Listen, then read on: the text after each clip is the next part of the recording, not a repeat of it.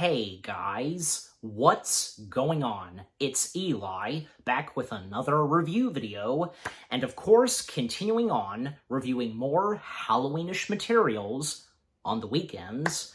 Well, there's only, 3 more left, so we come to the third to last Halloweenish review on the weekends, and yeah, that's right, you read the title, you know exactly what it is. It's something DreamWorks animation related, and from the DreamWorks Spooky Stories, the DreamWorks Spooky Story series, So, that's right, because I am reviewing something Monsters vs. Aliens. Now, I have previously reviewed the first Monsters vs. Aliens Halloween special, which being Mutant Pumpkins from Outer Space. Well, now, finally, I'm reviewing the sequel slash follow-up to Mutant Pumpkins from Outer Space. That being Monsters vs. Aliens Night of the Living Carrots. Yes. Night of the Living Carrots, from the world of Monsters vs. Aliens, This was an interesting, another piece of Monsters vs. Aliens material, and, this being Halloween, and a follow-up to the first Monsters vs. Aliens Halloween special. Not to mention, because, well, at the end of Mutant Pumpkins from Outer Space, it left off on a cliffhanger, basically, that, with the defeat of the Mutant Pumpkins, it was not over quite yet, because that green slime from the Mutant Pumpkins, it got, on the ground, and where some plants were being, grown, and, up rose a mutant carrot, a mutant zombie carrot, as Dr. Cockroach PhD best describes it. So, I think Night of the Living Carrots is pretty good and fun, and, especially for the little kids. I think, for the direction that this was going, and, this being a follow-up to the first Monsters vs. Aliens Halloween special, not bad at all. Okay, so, as always, read the description / the story. On Halloween, a mutant alien pumpkin explodes in a carrot garden, and zombie carrots rise up, bite the townspeople, and take over their minds. Bob, Dr. Cockroach PhD, and the missing link join forces to take on the zombie carrots. Okay, so getting into Night of the Living Carrots itself, because Bob giving us an introduction with a curtain. And I'm pretty sure, because if I remember correctly, a couple other DreamWorks spooky stories had the same thing too. Just a couple of them. With a curtain and, showing the logo, the title of a DreamWorks spooky story, So Bob, doing an introduction, tonight's scary tale, and, of course, Bob, being silly and going off script, basically, and Dr. Cockroach telling him to, wrap it up and just, stick with what he's supposed to do. And, so Bob basically giving a little background on the events of the Mutant Pumpkins from Outer Space, and when Link scared one tiny pumpkin and it exploded, and the green goo slime, went down in the soil, in the ground, out popped one tiny mutant zombie carrot. And so picking up where we last left off, and just to point this out, because it's obvious, we do not get the appearances of Susan / Ginormica and Insectosaurus. The name almost slipped out of my head. Insectosaurus, now a beautiful butterfly. So neither do the two appear in this. Well, I mean, it worked out fine without them. So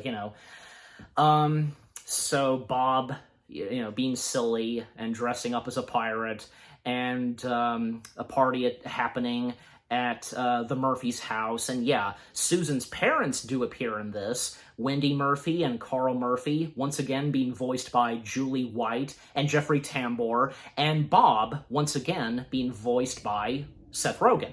Yeah, so a party happening at their house, and at one point Bob encounters the tiny zombie mutant carrot, and he doesn't suspect anything, and knowing Bob, and he thinks that it's a really cool costume, and he throws the tiny mutant zombie carrot in the house, thinking that, that costume will totally win the costume contest.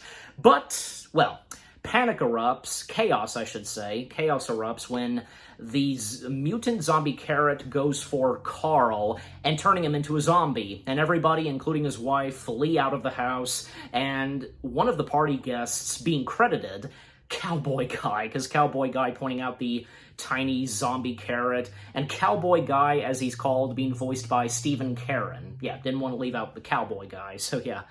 And, well, eventually Dr. Cockroach, PhD, vaporizes the zombie carrot with his blaster, and Dr. Cockroach and the missing link in this being voiced by Dr. Cockroach being voiced by James Horan, and the missing link being voiced by David Kay.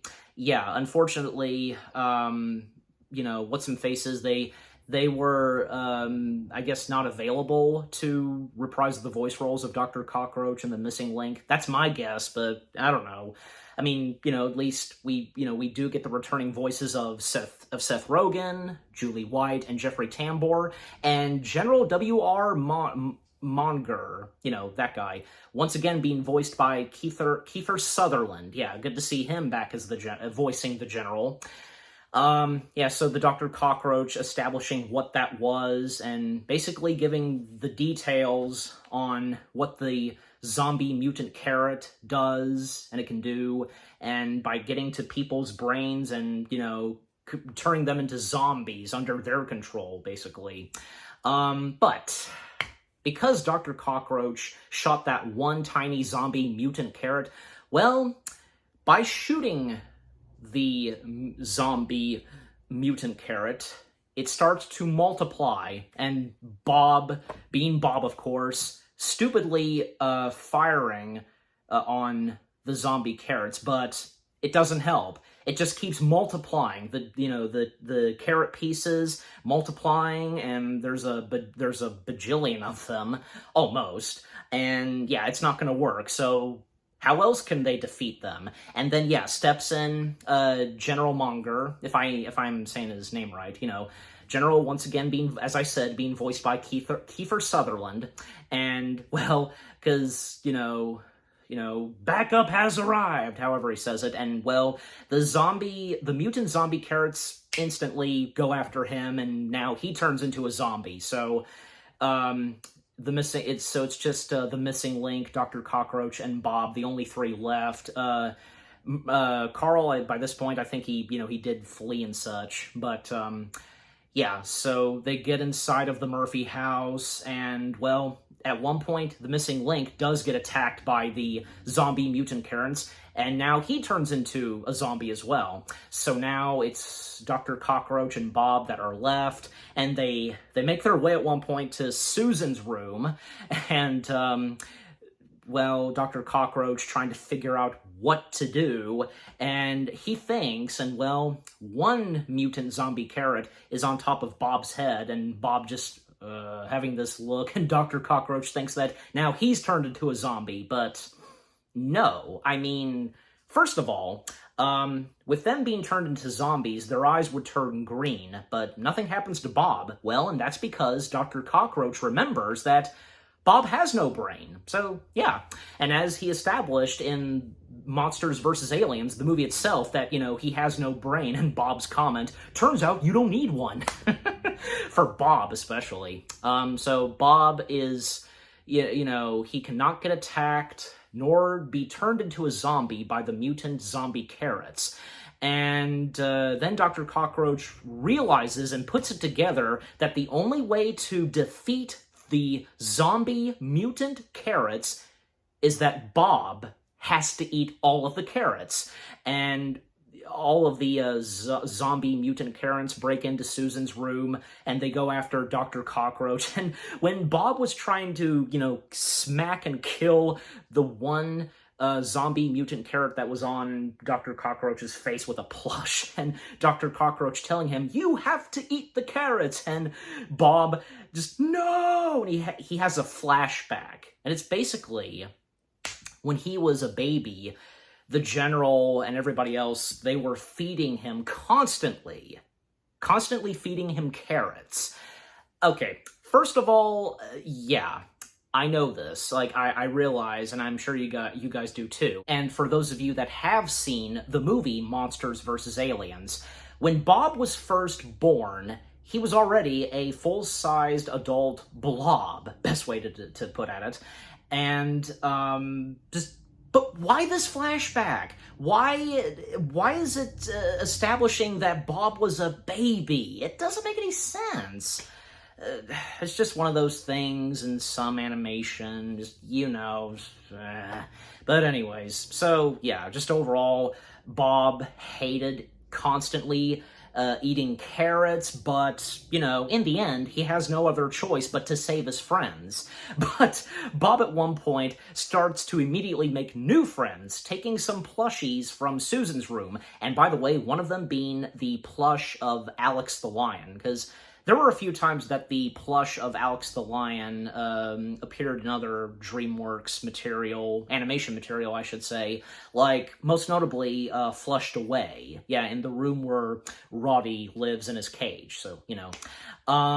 So him making new friends with the plushies, but again, in the end, you know, deciding if he needs to save his friends and eat the carrots, well, ultimately, he does what he has to do. The right thing, of course, to defeat the zombie mutant carrots once and for all by eating all of them, and thus, you know, doing a bit of like a samurai kind of thing, and, you know, putting that headband, and then thus he starts to eat all the zombie mutant carrots. And in the end, well, because he had ate all of them except for one more, and I think, yeah, it is the one that started it all. So yeah, Bob going after that, and eventually he does get it. And when he had to, you know, reach for it because he was big and heavy after eating all those carrots, a big blob, and the one last remaining zombie mutant carrot making its way out of the gate entrance of the Murphy's house, and yeah, just reaching for it, and eventually he does. And well, the General, Dr. Cockroach, and the missing link, they're back to their normal selves, and yeah, Bob has eaten all of the carrots, every single one, and even to the last one, and everything would be okay, and thus, yeah. And one of the last things is when Bob lets out a big burp, and it's like carrot smoke, basically. That was funny. And, you know, Bob, being the hilarious one of the bunch in the world of Monsters vs. Aliens. And Bob showing up once more, you know, the curtain closes, and apparently Bob you know, hit on a lava lamp and now is in a relationship with a lava lamp. Just like how in, you know, Monsters vs. Aliens, the movie itself, he was hitting on a piece of Jell-O. He thinks that those certain things are real, just, God. But yeah, overall, that was a funny way to end it off. Yeah. So yeah, Monsters vs. Aliens, Night of the Living Carrots. It was a pretty good, fun, cute follow-up, and, you know, this being the second Monsters vs. Aliens Halloween special. Yeah, I think this was pretty good. From the story, and what was going on with the characters, and whom they were, you know, facing against this time, and which being the zombie mutant carrots. And that weird flashback when just Bob was never a baby, okay? What was with that? I get it, but still, and what was established in the movie itself. But just overall, this was good. This was a good DreamWorks spooky story / Halloween special. And again, this being the second Halloween special from Monsters vs. Aliens. And I'm giving it, this sounds about right. I'm giving it, yeah, okay, the fingers. 7 out of 10 stars. Yes, 7 out of 10 stars for Monsters vs. Aliens, Night of the Living Carrots. And what about you guys? What did you think of the second Monsters vs. Aliens Halloween special itself, Night of the Living Carrots? Do you think this was pretty good? I'm sure a good chunk of you feel the same way about that flashback and the fact that Bob was never a baby. Just, controversial, just, and confusing. Yeah, all at the same time, Yeah, what'd you think on whom they faced off against in this, and which being the zombie mutant carrots? And have you seen the first Monsters vs. Aliens Halloween special? And which is your favorite of the DreamWorks spooky stories / Halloween specials?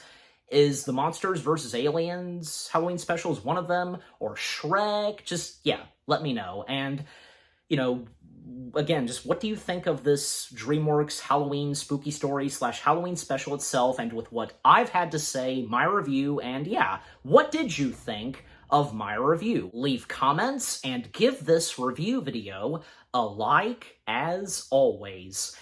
And so, with all that being said, thank you very much for watching. I hope you guys enjoyed my review of the second Monsters vs. Aliens Halloween special, Night of the Living Carrots. More review videos are coming your way. They're going to be awesome. Keep looking forward, and I'll see you guys in the next video / review. And, well, there's 2 more Halloweenish reviews left for the weekends. Stay tuned, because the second to last Halloweenish material that I'll be reviewing, well, to best describe it, let's just say it's one jacked up Halloween for 2 kids that hang out with a Grim Reaper. I'm sure you guys probably know exactly what it is that I'm talking about. Again, stay tuned for that. Take care, and peace out.